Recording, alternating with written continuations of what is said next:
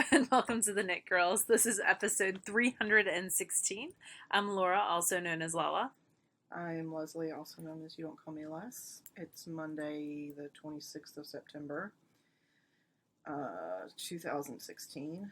I know that because I have to get up at 2:45 a.m. on the 27th, and that is tomorrow for work. Ugh. So, it's assuming I actually get to sleep because I'm on call this week, so it's super fun. Anyway, this is a knitting show, not a gripe about work show, usually. So, knitting, I'm sort of in the weird place. Okay, so I am knitting on a pattern by Woolly Wormhead. It's from her new book, which is Painted Toppers, Woolly Toppers for Kids. It is Swinton is the name of the pattern. It's kind of cool. So you knit the band first, and it's got like an ear flap thing going on, so it's longer. So you knit it back and forth, and you increase and decrease, and that creates a little bit of ear flappage. Can we make that a word? Flappage. Can we start that? Flappage will be the title, and people can take it in whatever way they want. And then you pick up the stitches on the slip stitch band. You actually pick them up behind so that the band's nice and clear. And then I am on like a double seed stitch. Not a double seed stitch because that would be 2x2. It's like a 1x1 seed stitch type thing over 4 rows. So that is the first thing that I am working on. It is out of Twist Fiber Studios, Cumberland DK, in the Under the Sea colorway. I automatically went down a couple sizes, so I'm knitting this on size 2 US needles, which would be 2... You're knitting DK on 2s. And you know what the sad thing is? It's still loose. Anyway, so I'm really enjoying it. Here's the yarn. So it's Twist Fiber Studio. Yeah, the band says 5 to 7 needles. And I wasn't actually, I think I'm a little bit large on my gauge too, because when I measured it before I Kitchenered in garter to join it in the rounds, I measured it and it's at like 20 inches and it was supposed to be at 18. So my row gauge was off. So what I'm doing to adjust for that is I'm actually going to, and I kind of knew that going in. So the person that I'm knitting this for, Nick Wolpergy's eldest child, is he has like a 21, 22 inch size head. He's got like a full grown adult size head. So I'm just adding some height this way to adjust for that. So anyway, there's not a schematic, so I'm kind of doing the math and playing it by ear, which we'll see how that goes. Other adjustments that I did, instead of doing the crochet provisional cast on, I used Jenny's surprisingly stretchy. No, that's the bind off. Oh. Judy's Magic Cast on. There we go. So I using the stitch marker is just there. So I had counted rows up until that point. So I need to get rid of this one. But that is it so far. I have a couple inches to go till I start the crown decreases. But it's really cute yarn, and I'm going to have enough left over. I just downloaded a pattern. I cannot remember the name, but it's a kid's sweater, and it uses like 2 different color yarns, like a variegated or a gradient up here for the raglan yoke, and then like another one for the rest. So I'm thinking for the baby, I might do the smallest size with this as the yoke color, because I should have around 150 yards left over. And the other, I have an orange from Two Guys Yarn Company, Frank's Tile, which is really, really pretty. This was SSK yarn, by the way. This year, I'm using up SSK yarn. Are you claiming that you're going to use it all before next year, like you no, did this because I didn't claim that this year. I claimed that like 3 years ago, because I'm a liar. So no, because I'm not going to lie about that as well. Other things that are on my needles that got a little bit of love this week would be something that I lost. The Ketterdam that I'm knitting out of Leading Men Fiber Arts. So I got a couple repeats done as I watched RuPaul's Drag Race All-Stars 2. So that got a little bit of love. I am 1, 2, 3, 4, 5, 6, 7. So I'm 3.5 repeats in. So that's happening. And I think that is about it for me. Uh-oh. What's the I just did the wrong stitch. So most of it's wrong. I'm sorry. I don't know when that happened. I do that sometimes with this. With the brioche? Yeah. Oh, happened right there. I've never knit brioche. Do you want to take a break? No, I can. No, but it's your turn. I failed, but it's okay. I can talk about my failures. So first I'll show the thing you guys have seen before. My purse is just full of junk. And Pearl likes to explore Leslie's purse, which It makes smells it like other dogs. So. even more exciting. So this is Ketterdam. This is Laura's pattern. I got a little further. You are much further than I am. 1, 2, 3, 4, 5. I'm working on my 6th repeat of Ketterdam. This is in a Quigu color that Laura got for me at House of Yarn in Nashville. Whatever the pattern calls for, I went up a size. So I'm using a 7, which is a 4.5 millimeter. It calls for a 3. Oh, I went up much more than that. You went up a lot of sizes. Yeah. And still, it's pretty dense. I mean, but I'm a tight knitter, so that's why I go up sizes. That's living in one of my knit spin. I must said you're my Ernie to my Bert, but I don't know that I'm Bert enough to be called Bert. Like, Bert's got, like, the OCD pigeon oatmeal thing going on. I only vaguely remember Bert and Ernie, so. Oh, makes me sad. Anything else that you're working on besides Ketterdam? Yeah. That thing? Did you already talk about it? No. Okay. I didn't talk about anything but that yet. Why are you rushing me? I'm not rushing you. So I finished an item this week in brioche. I'll show you that later, but that made me want to do some more brioche, and I wanted to try 2-color. And so, living in one of my Bling Your String bags, I came over here to Laura's, and we went shopping through her hand spun to do 2-color brioche shawl by this guy you might have heard of, Mr. Stephen West. This is the Excuse Me shawl, and it's a 2-color pattern. And I'm using some Romney of Laura's, and then this one didn't have a tag. That's David of Southern Cross. Okay. So I'm using these But don't ask me what colorway, because I cannot remember. Together. And I should probably put it back in here the way I had it. And I was in the middle of a row until I realized that I messed it up. So let me slip these over so I can actually show you what this looks like. So 2-color brioche is actually different than single-color brioche. It took me a minute to get the hang of it, but so there's the predominantly blue side, which I'm calling the main color, and then this is the alternate color. Of course, I would definitely do the blue as the... Because it's going to change, whereas the gray will stay the same. Mm-hmm. So I wanted it to feature the blue. It hasn't started changing yet, but I'm still on the outside of the ball. And with hand spun, I always pull from the outside because I don't want to have to cut the yarn when it gets inevitably tangled. So this is 2-color brioche. It does start with sort of a garter tab. That's the best way I can describe it. When you knit a certain number of rows and then you turn it 90 degrees and pick up stitches and then turn it 90 degrees again and pick up stitches. That's a garter tab. And it was a little bit awkward. Because you're doing it in brioche? Yes. And you only pick the stitches up in a single color, and that's helpful, but still it's super awkward until it gets big enough to where you don't have to split the row between 2 needles, because it's super narrow for a while. Oh, okay. Anyway, so I knit on this one yesterday here at Laura's for a little bit, and then... I scared her off with football. Well, and I had stuff to do. It was a terrible game. You didn't miss anything at all. And then I had started this shawl before I came over to Laura's. I started it early that morning with some of my hand spun, but ended up being problematic. And I started it with a hand spun that was it was one of the first things that I spun, and it was it was like electrical wire, you know? So the more twist you add to something, the more... Oh, that was twisted, let me tell you. Yeah, the more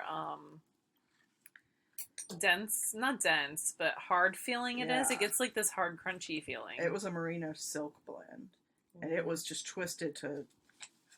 You could run it back through Plywise I and see if could. that would take out some of that twist. But I ended up just winding something else.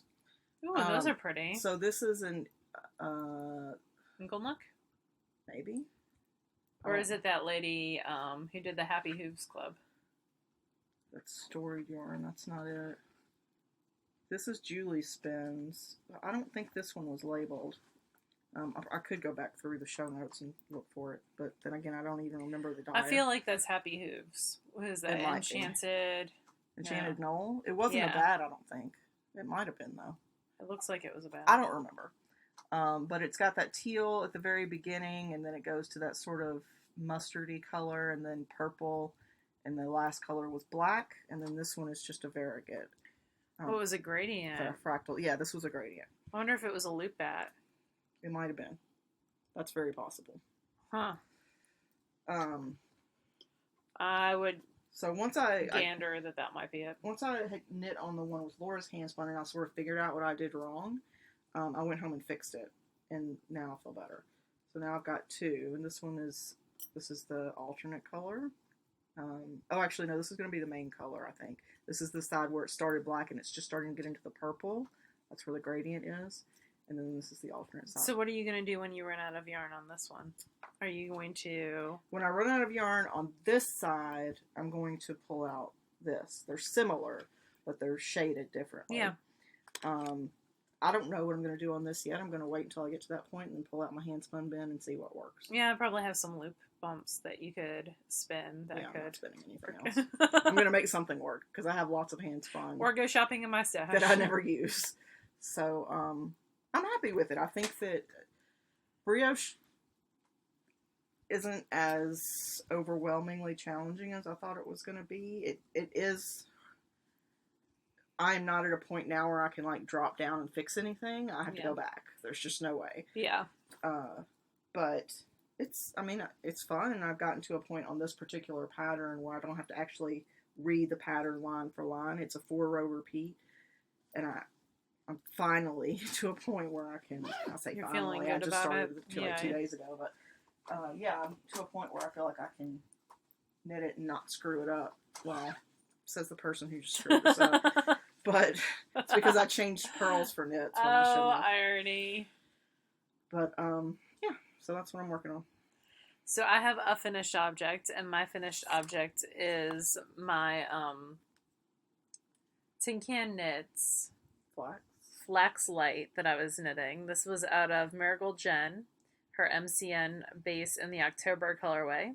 I'm going to go ahead and gift this tomorrow to my coworker, and I might knit her some other things along the way. She's due, she'll be gone the second week in October, but super cute pattern. I really like how the pooling turned out. It locked really well. Oh, so soft. I want a sweater out of her yarn. But on me, this would be ridiculous pooling. On a baby, it's freaking adorable.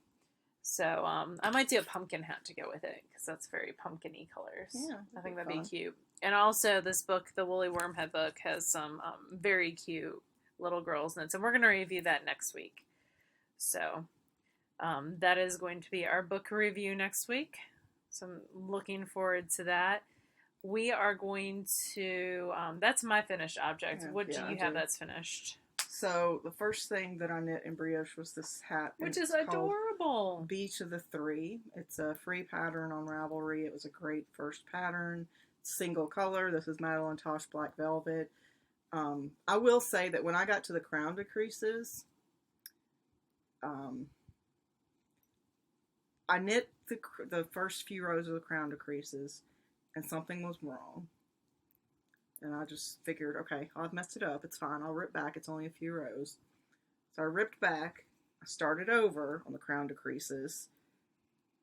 Something still went very wrong. So I ripped back. I counted every stitch except the yarn overs. And I was off by 2 stitches. So that's why things kept going wrong. Yeah. And so I was like, okay, well, part of the decreases in the crown where you take 5 stitches down to 1 stitch. So I was like, okay, well, on the last decrease, I'll just take 3 stitches down to 1 stitch, and then I'll I'll be good. So I did that, and it didn't quite work out. And then, so I ripped back. This is my third time ripping back. And counted again, and I had the perfect number of stitches. So, I don't know what happened. Maybe you dropped some yarn overs when you were back? I don't know. I don't But, know. I got it to work. Although I did have to do a little bit of finagling. But this is not perfect by any stretch of the imagination. Like, there's several spots in it where the first stitch of the row, I knit it wrong, and so it's like hopped over. Oh, yeah. Here. It's mirrored, so it's weird.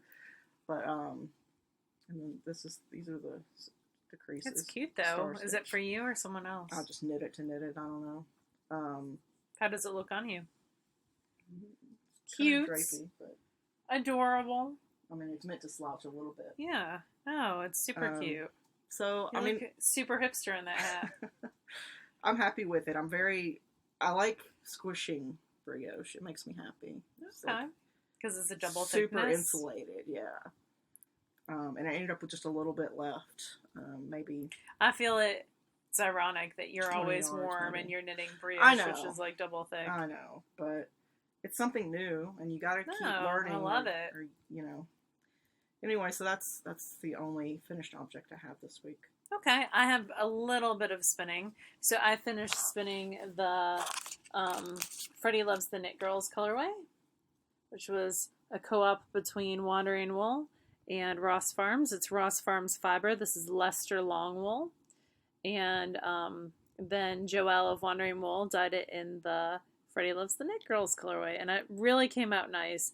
It is a 2-ply. It's not super squishy. I did very light. I tried to do very light twist on it. So when I unskein it, it's pretty like open. It's going to be some kind of lace project. That's why I did a 2-ply on purpose. 2-ply is perfect for lace. It kind of looks like a football shape, a 2-ply, so it's nice and open and allows yarn overs to shine. So this is 286 yards.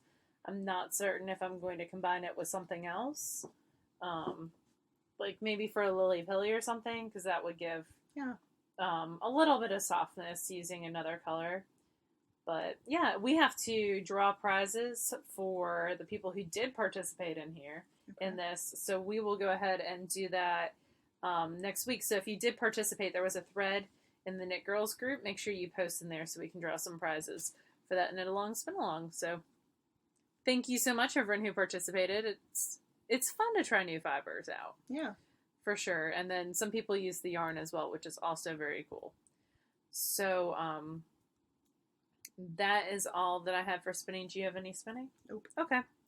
The only thing that I read this week, because time has been kind of precious for me, is I read the new Alana Andrews book, the new Kate Daniels. It was so good. I read it in like one sitting, and now I want to go back and read it again because it was very, very good. Good. So I'm not going to spoil it because Leslie hasn't read it yet. I haven't. It just came out last Tuesday, and I saved it until the weekend when I had like time to sit and just read. So that was pretty cool. And I'm listening to the second Penderwick's book on audio, which is like Penderwick's on Grantham Street. I like those books a lot. They're character driven. They kind of remind me of Little Women. Mm-hmm. So it's like very character driven book where it's these 4 sisters and the mother dies from cancer. And so in this one, the first one is like their summer vacation. So it's hard for a lot of my kids to relate with because they don't go to like a cottage on the bay instead of New England for their summer vacations. But I've really enjoyed them. I read them years and years ago, and I like the audios quite a bit. So I enjoy them because I want to go summer in Maine so badly. Yeah, was that what brought that up? No. It's just I haven't been to Maine for, when was the last time I went to Maine? I would say probably 2005, so it's been a while. And I enjoy Maine immensely, so I would like to go back and hang out at Acadia National Park and chill. Last time I was in Maine, I actually was coaching lacrosse at like one of the camps that's very much like, what's the Two Twins? Parent Trap? Mm-hmm. Like that kind of camp. I worked at one of those in Maine for a summer. So I think I got one day off the entire summer that I wasn't working. So it's not like I could go and enjoy, Yeah. So yeah, it had to be like 2000. No, it had to be like 2002. 2002 for sure. So, because I was still in college. Oh, I'm so old. Anyway, uh, I'm reapplying for college and I'm like, oh man, I just feel like I did this. But it's been so long. I've got to get off my booty and do that again. So, yeah, that's super fun. Anyway, what have you been reading? Um, reading wise, I just started a book the other day. I love Amazon's try free sample. Yes. I love it a lot because you get 10% of the book essentially, and in that 10% you can tell whether you like the subject, whether you like the author's writing style, the dialect, the So things that I tell my kids to look for when they look at a book is if you open a page or 2 pages, I ask them to read like 2 or 3 pages of the inside of the book after they look at the cover and read the flap. And we talk about how the flap, someone gets paid to do that. Mm-hmm. So the author's purpose is to influence you to read that book. And then we talk about how if you read a couple pages and there's more than 4 words on a page that you don't understand, that's probably not a good book for you. We also, like, what falls underneath that umbrella is like dialects and slang.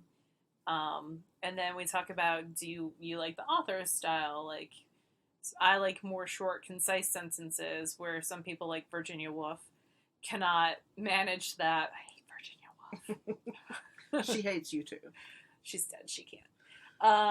So we talk about that. We talk about if you care about the characters, and I tell them the example of Twilight, how I got like halfway through Twilight, and I was like, instead of Team Jacob or Team Edward, I was like team whoever can kill Bella the fastest so this book can end. We also talk about book abandonment at that point.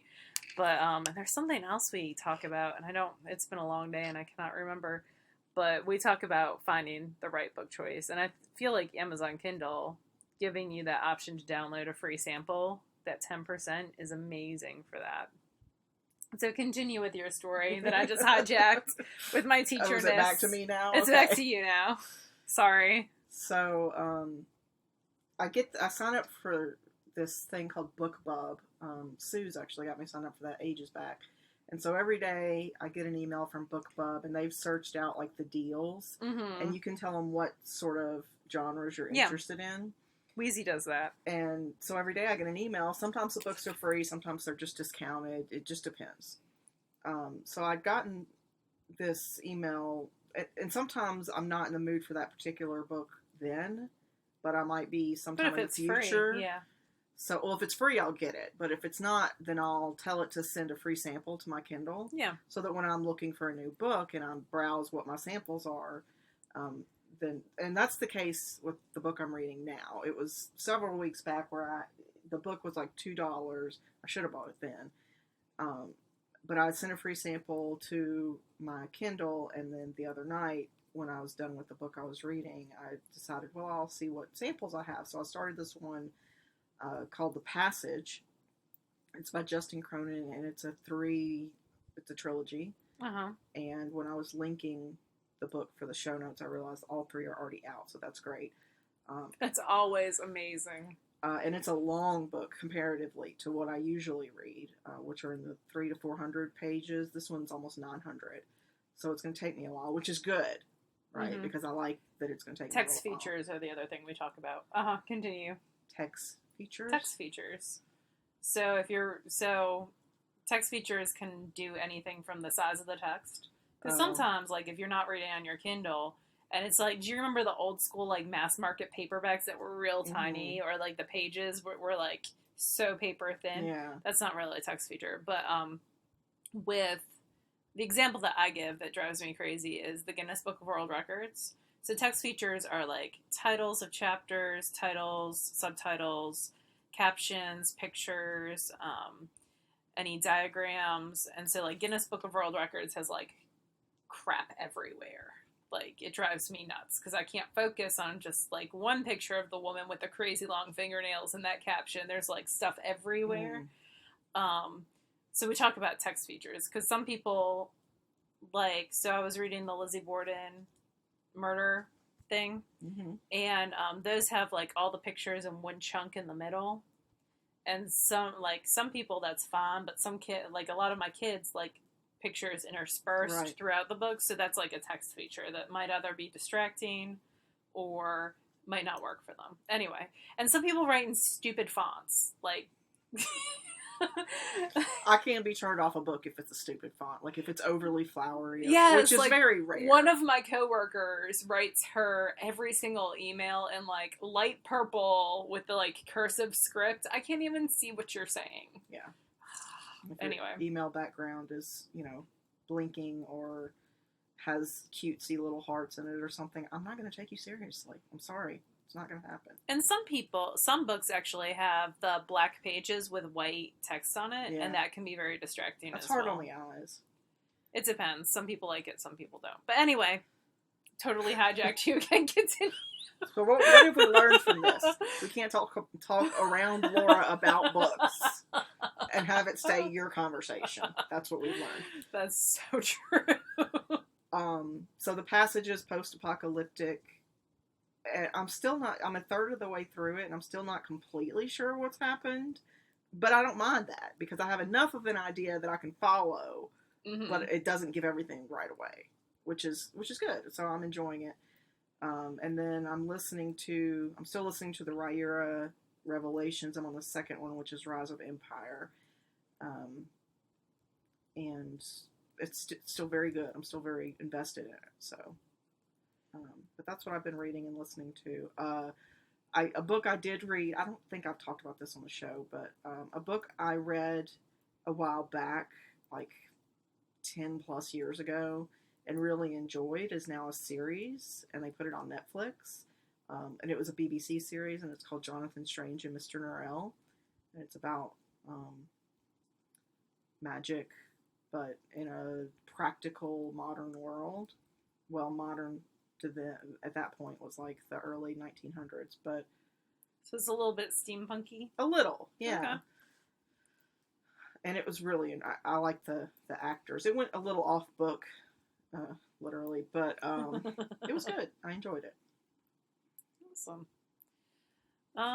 We have SAF coming up. SAF is at the end of October. My father is more excited to see my dog than he is to see me.